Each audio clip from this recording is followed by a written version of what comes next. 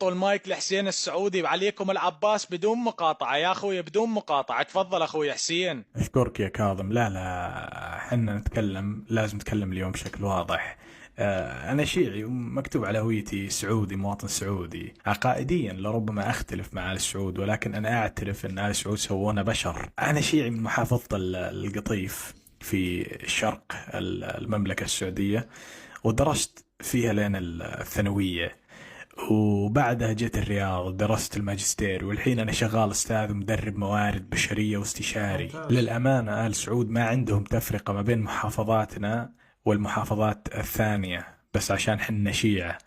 القطيف والحسا شوارعنا نظيفة، خدمات ممتازة، كهرباء وموية وغذاء، وتعليمنا ممتاز الحمد لله. وباختصار آل سعود يبغون يسوون بشر.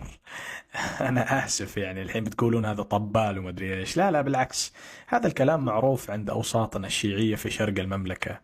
أنا يحز في نفسي بأمانة أن أي سلطة شيعية موالية للإمام علي عليه السلام ما تأدي الأمانة بحق شعوبها.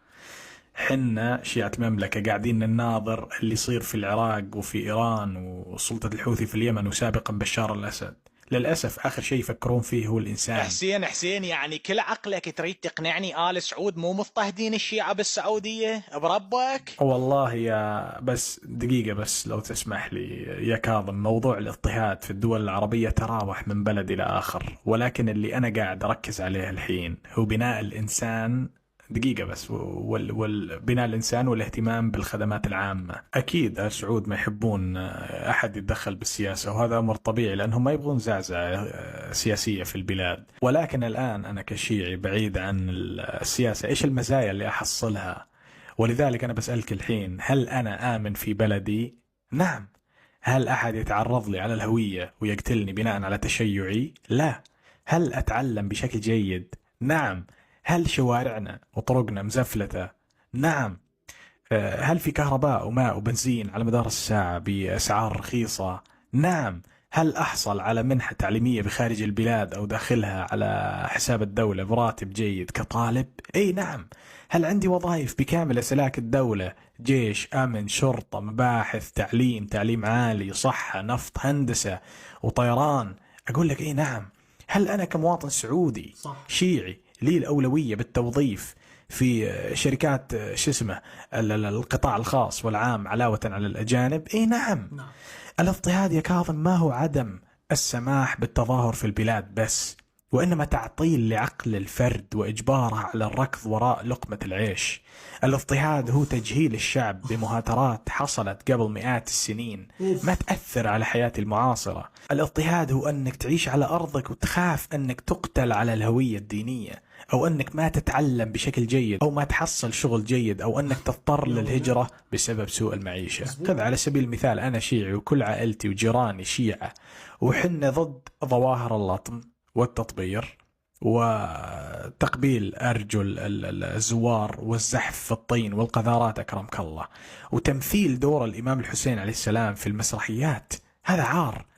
أنا الحين مدرب موارد بشرية واستشاري علاقات عامة هنا في الرياض، وعندي بيت وسيارة وعندي أطفال الحمد لله، وأتحدث لغتين. كيف تبغاني أقبل على نفسي بمكانتي الاجتماعية أني أروح ألطم وأضرب نفسي وأجلد روحي وأنزل لهذا المستوى؟ رغم أن الحسين عليه السلام هو أحفاده العشر مستحيل واحد منهم لطم.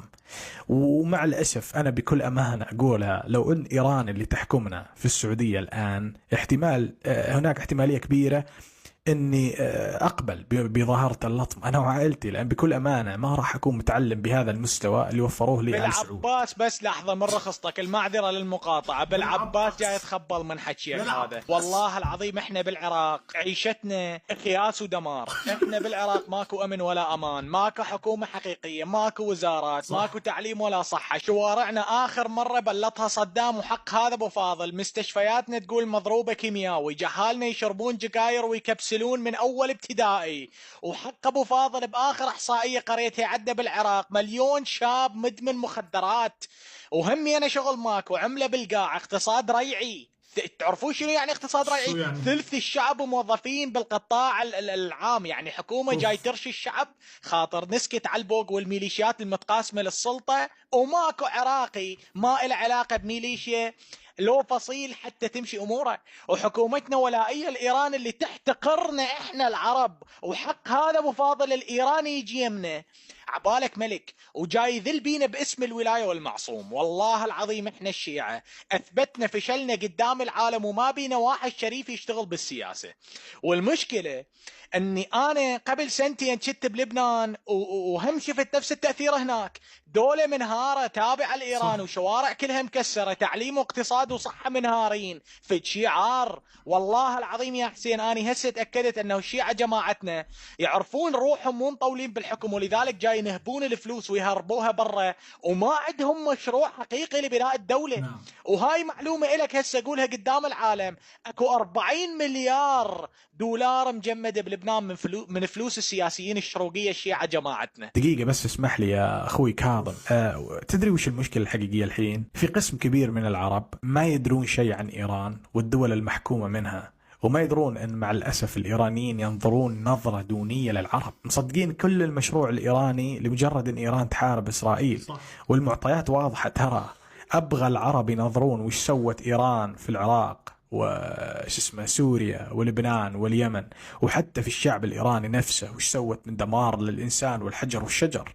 وحنا شيعة، حنا شيعة في السعودية والكويت والبحرين وعمان عايشين في أفضل حال، وربنا إن شاء الله لا يغير علينا. قسمات يا كاظم، إن حنا الشيعة أقلية في السعودية، ولو قررت الأغلبية السنية الثورة على آل سعود راح تلقانا حنا في طليعة المدافعين عن آل سعود السنة. وش رأيك؟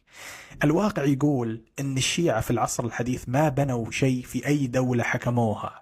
شوارعنا، مستشفياتنا، مدارسنا والبنيات التحتية كل أبوها مبنية من رجال دولة سنة سابقين.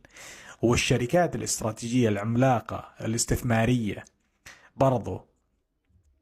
ولذلك الشيعي السياسي هدفه الأول والأخير في الحياة هو النهب والخطف وإرهاب الشعب وتجويعه حتى يقبلون فيه، لأنه إنسان منحط يحكمهم.